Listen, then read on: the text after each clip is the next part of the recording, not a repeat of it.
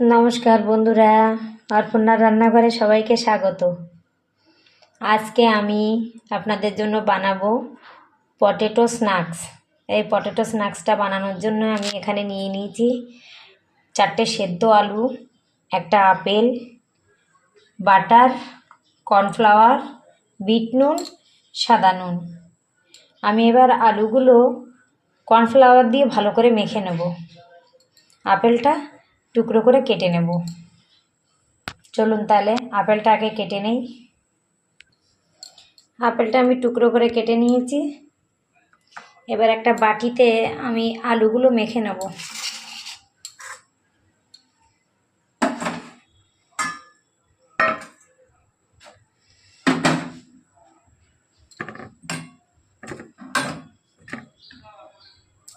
সেদ্ধ আলুগুলো মাখিয়ে নেব।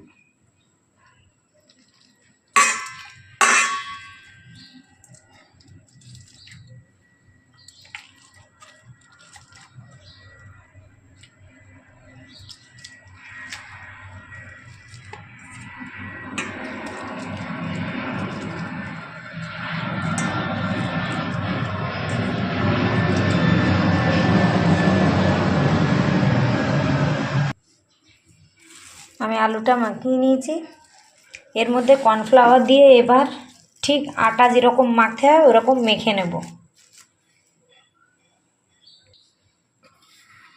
এর মধ্যে দিয়ে দিচ্ছি সাদা নুন,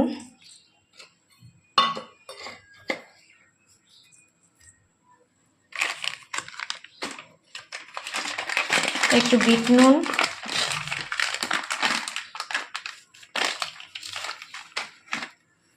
দিয়ে দিচ্ছি একটু বিট নুন,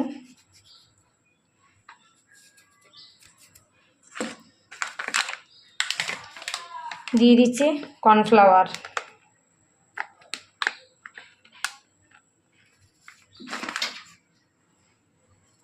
কর্নফ্লাওয়ারটা দিয়ে আলুটা এবার সুন্দর করে মাখিয়ে নেব।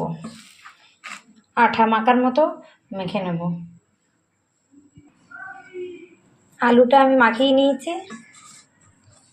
এবার এটাকে 2 মিনিট ঢাকা দিয়ে রাখবো। তার মধ্যে আপেলটা আমি রেডি করে নেব।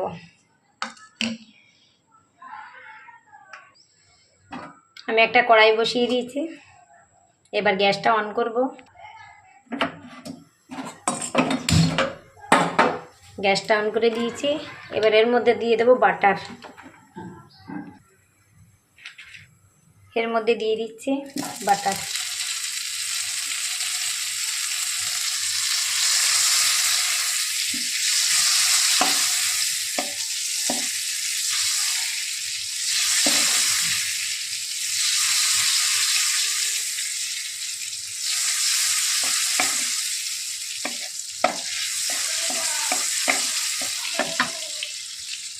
এর মধ্যে এবার দিয়ে দিচ্ছি কুচি করা আপেলগুলি।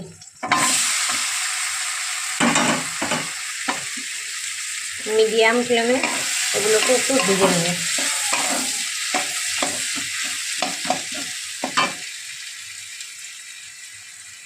দিয়ে দিচ্ছি সামান্য নুন।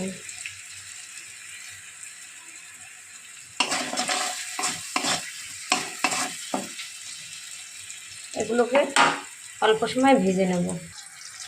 আপেলগুলো ভাজা হতে হতে আমি আলুগুলো গোল করে নেব।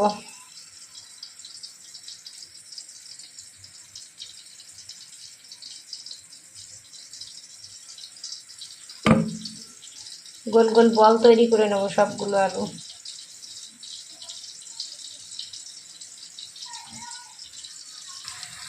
আপেলগুলো নরম হয়ে গেছে, দেখুন একদম গলে গেছে আপেলগুলো। আমি এবার গ্যাসটা বন্ধ করে দেব। আলুর বলগুলো তৈরি করে তারপরে আপেলের পুর ভরবো। দেখুন বন্ধুরা, আমি আলুর প্রত্যেকটি বল বাটি তৈরি করে নিয়েছি। এবার আমি এই বাটির মধ্যে ভাজা আপেলগুলো দিয়ে দেব।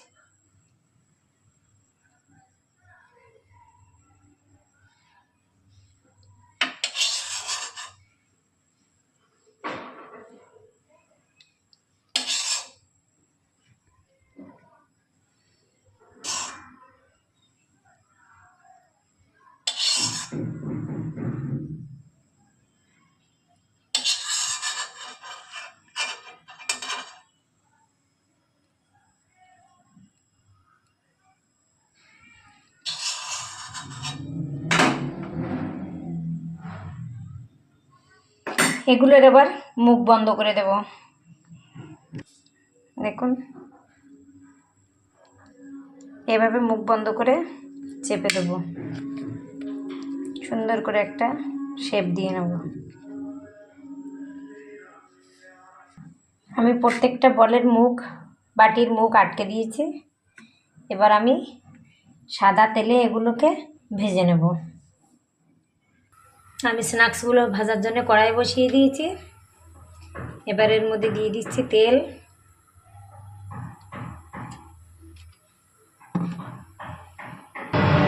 তেলটা গরম হয়ে গেছে, আমি এর মধ্যে এক এক করে এগুলো বসিয়ে দেব।